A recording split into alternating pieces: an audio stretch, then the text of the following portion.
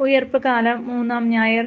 വിശുദ്ധ യോഹന്നാൻ എഴുതിയ സുവിശേഷം 21-ാം അധ്യായം 15 മുതൽ 19 വരെയുള്ള വാക്യങ്ങളുടെ വിശകലനം. പത്രോസ് അജപാലകൻ. മനുഷ്യചരിത്രത്തിന്റെ ആരംഭം മുതൽ ജനത്തെ നയിക്കാൻ നേതാക്കന്മാരെ തെരഞ്ഞെടുത്ത് ഭരമേൽപ്പിക്കുന്ന സംഭവങ്ങൾ നാം വേദപുസ്തകത്തിൽ വായിക്കുന്നുണ്ട്. ചരിത്രത്തെ നയിക്കുന്ന ദൈവത്തെയാണ് നാം ഇവിടെ കാണുക. ആദ്യം തന്റെ തെരഞ്ഞെടുക്കപ്പെട്ട ജനതയുടെ പിതാവായി അബ്രാഹത്തെ ദൈവം തെരഞ്ഞെടുത്തുയർത്തി. രണ്ടാമതായി ഈജിപ്തിന്റെ അടിമത്തത്തിൽ നിന്ന് തന്റെ ജനതയെ വിമോചിപ്പിക്കാനുള്ള ദൗത്യം മോശയെ ഭരമേൽപ്പിക്കുന്നു. ഈ ഭാഗമാണല്ലോ ഇന്നത്തെ 1-ാം വായന. അഹ്റോനും ന്യായാധിപന്മാരും രാജാക്കന്മാരുമൊക്കെ ജനത്തെ നയിക്കാൻ ദൈവം ഏൽപ്പിച്ച നേതാക്കന്മാരായിരുന്നു. ഒരിക്കലും അവസാനിക്കാത്ത അധികാരവുമായിട്ടാണ് യേശു ലോകത്തിലേക്ക് വരുന്നത്. അവന്റെ രാജ്യത്തിന്റെ തുടർഭരണം പത്രോസിനെ ഭരമേൽപ്പിക്കുന്ന ഭാഗമാണ് ഇന്നത്തെ നമ്മുടെ പ്രധാന ചിന്താവിഷയം. രാജാതിർത്തികളും കൊട്ടാര സൗധങ്ങളും അളവില്ലാത്ത സമ്പത്തുമൊന്നുമല്ല ആ രാജാധികാരത്തിന്റെ അളവുകോൽ. സ്നേഹം മാത്രമാണ് പ്രമാണം. ഈ അധികാരം കൈയാളുന്നതിനു മുമ്പ് സ്നേഹത്തിന്റെ ഈ പ്രമാണം പൂർണ്ണ ഹൃദയത്തോടെ പാലിക്കാൻ തയ്യാറാണോ എന്ന് 3 പ്രാവശ്യം പത്രോസിനോട് ആവർത്തിച്ച് ചോദിക്കുന്നുണ്ട്. ആ ഉറപ്പിന്മേലാണ് യേശു ആ അധികാരം പത്രോസിന് കൈമാറുന്നത്. ഇതിനു മുമ്പ് സ്വയം മുൻകൈയെടുത്ത് ഓരോരോ വ്യക്തികളെ തിരഞ്ഞെടുത്ത് പാകപ്പെടുത്തിയെടുക്കുന്ന ദൈവം ഇത്തവണ സ്നേഹിക്കാനുള്ള സന്നദ്ധത ഉറപ്പാക്കിയതിനു ശേഷമാണ് അധികാരം കൈമാറുന്നത് എന്ന കാതലായ മാറ്റം ശ്രദ്ധിക്കേണ്ട വിഷയമാണ്. മോശയും ദാവീദുമൊക്കെ ഈ ഭാരിച്ച ഉത്തരവാദിത്തത്തിൽ നിന്ന് ഒഴിഞ്ഞുമാറാൻ പരിശ്രമിച്ചെങ്കിലും ദൈവം കൂടെ നിന്ന് അവരെ ശക്തിപ്പെടുത്തുകയായിരുന്നു.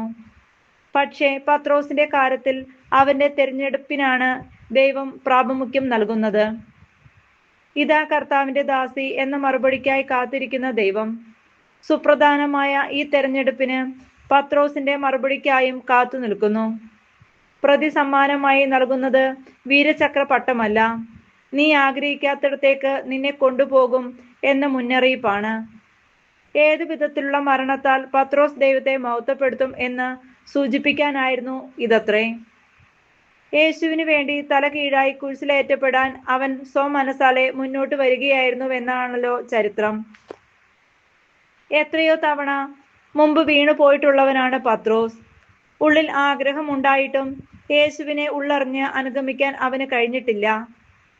വെള്ളത്തിൽ മുങ്ങിത്താണു. പിശാചേ, പ്രതിബന്ധമാകാതെ മുന്നിൽ നിന്ന് മാറി നിൽക്കൂ, ഒരിക്കലും തള്ളിപ്പറയില്ല എന്ന് പറഞ്ഞിട്ട് 3 പ്രാവശ്യം തള്ളിപ്പറഞ്ഞു. സ്ത്രീകൾ കുരിശിനെ ധീരതാപൂർവം അനുഗമിച്ചപ്പോൾ അവൻ ഓടിയൊളിച്ചു. മനുഷ്യനെ പിടിക്കുന്നവനാക്കാം എന്ന വാഗ്ദാനം മറന്ന് വീണ്ടും മീൻ പിടിക്കാൻ പോയി. പക്ഷേ പന്തക്കുസ്താ നാൾ മുതൽ മരണം വരെ അവൻ യേശുവിനെ ധീരമായി പ്രഘോഷിച്ച് വീരചരമം പ്രാപിച്ചു. അന്നു മുതൽ കർത്താവിനോടുള്ള സ്നേഹത്തിൽ അവൻ 1-ാം സ്ഥാനത്തേക്കുയർന്നു. അവന്റെ എല്ലാ പോരായ്മയ്ക്കിടയിലും അവനിൽ ഒളിഞ്ഞു കിടക്കുന്ന വലിയ അജപാലന വൈഭവത്തെ ഉള്ളങ്ങൾ തിരിച്ചറിയുന്ന യേശു കണ്ടെത്തിയിരുന്നു. 3 തവണ യേശുവിനെ തള്ളിപ്പറഞ്ഞവനെ കൊണ്ട് 3 തവണ ഞാൻ നിന്നെ സ്നേഹിക്കുന്നു എന്ന് ഏറ്റുപറയിച്ചു. ഒരേ ചോദ്യം 3-മതും ആവർത്തിച്ചപ്പോൾ പത്രോസ് അക്ഷരാർത്ഥത്തിൽ ചൂളിപ്പോയി. യേശുവിനോട് താൻ ചെയ്ത തെറ്റിന്റെ ആഴം അവനെ ബോധ്യപ്പെടുത്തുകയാണ് യേശു ചെയ്യുന്നത് എന്ന് അവൻ തിരിച്ചറിഞ്ഞു. അതിനെക്കുറിച്ച് ദുഃഖിച്ചു കരഞ്ഞ് കവിൾത്തടത്തിൽ ചാലുകൾ രൂപപ്പെട്ടു എന്നാണല്ലോ പറയപ്പെടുന്നത്. തെറ്റുകൾ സംഭവിക്കുക സ്വാഭാവികം. അതിൽ നിന്ന് പാഠം ഉൾക്കൊണ്ട് തെറ്റുകൾ തിരുത്തി മുന്നേറുക എന്നതാണ് സുപ്രധാനം. പക്ഷേ നാം വീണ്ടും വീണ്ടും ഒരേ തെറ്റിൽ വീഴുന്നു.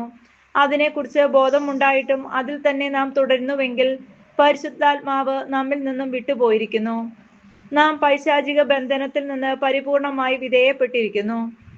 ദൈവിക സംരക്ഷണം വിച്ഛേദിക്കപ്പെട്ടിരിക്കുന്നു എന്നൊക്കെയാണ് അർത്ഥം. പിന്നീട് എവിടേക്ക് തിരിഞ്ഞാലും തകർച്ചയും അസ്വസ്ഥതയുമായിരിക്കും ഫലം. ജീവിച്ചിരിക്കുമ്പോൾ തന്നെ മരിച്ചതിന് തുല്യമായ ജീവിതം. നെഗറ്റീവ് എനർജി പ്രസരിപ്പിച്ചുകൊണ്ട് ചെല്ലുന്നിടത്തെല്ലാം അസ്വസ്ഥത. നമുക്ക് സമാധാനമില്ല, കൂടെയുള്ളവർക്കും സ്വസ്ഥതയില്ല. കർത്താവിന്റെ അജപാലന ദൗത്യം ഏറ്റെടുത്തിട്ട് തൻപോരിമത്വവും അസ്വസ്ഥതയും അരാജകത്വവുമാണ് ചുറ്റും നിറയുന്നതെങ്കിൽ ഒരു പരിചിന്തനത്തിന് നാം തയ്യാറാകണമെന്ന് ചുരുക്കം. എത്ര പ്രസ്ഥാനങ്ങൾ കെട്ടിപ്പടുത്തു എന്നതല്ല, എത്ര മനുഷ്യബന്ധങ്ങൾ വളർത്തി എന്നതാണ് യേശുവിന്റെ അജപാലനത്തിന്റെ വ്യതിരിക്തത. ലൗകിക വിജയത്തിനും തൻ പോരിമിത്വത്തിനും വേണ്ടി പശ്ചിമേഷ്യയിൽ നടന്നുകൊണ്ടിരിക്കുന്ന അമേരിക്കൻ നേതൃത്വത്തിലുള്ള യുദ്ധം നിരപരാധികളായ അനേകം മനുഷ്യരുടെ ജീവന്റെ വിലയാണെന്നും അത് അധാർമികമാണെന്നും അമേരിക്കൻ പ്രസിഡന്റ് ഡൊണാൾഡ് ട്രംപിനോട് നിശ്ചയദാർഢ്യത്തോടെ വിളിച്ചു പറഞ്ഞ ലേയോ 14 മാർപ്പാപ്പയുടെ ശബ്ദം ലോക മനസാക്ഷിയിൽ ഇപ്പോൾ അലയടിച്ചുകൊണ്ടിരിക്കുകയാണ്. ലോക പോലീസിനെ ചോദ്യം ചെയ്യാനുള്ള മാർപ്പാപ്പയുടെ അധികാരത്തെ ട്രംപ് മറിച്ചും വെല്ലുവിളിച്ചതോടെ യഥാർത്ഥ അധികാരത്തെക്കുറിച്ചുള്ള ചർച്ചയാണ് ലോകം മുഴുവൻ നടക്കുന്നത്. ലേയോ മാർപ്പാപ്പയുടെ അധികാരം പത്രോസിനെ യേശു ഭരമേൽപ്പിച്ച അധികാരത്തിന്റെ തുടർച്ചയാണ് എന്ന ബോധത്തിൽ നിന്നുള്ള ധാർമ്മിക സ്വരമാണ്. ലോക സമാധാനത്തെക്കുറിച്ചുള്ള മാർപ്പാപ്പയുടെ തീഷ്ണതയേറിയ ശബ്ദം, ഒരു യഥാർത്ഥ അജപാലകന്റെ ശബ്ദം, ലോകത്തിന് പ്രകാശമാകാനും ഉപ്പാകാനുമുള്ള ഓരോ ക്രിസ്ത്യാനിയുടെയും ഉത്തരവാദിത്വവും വിളിയുമാണത്.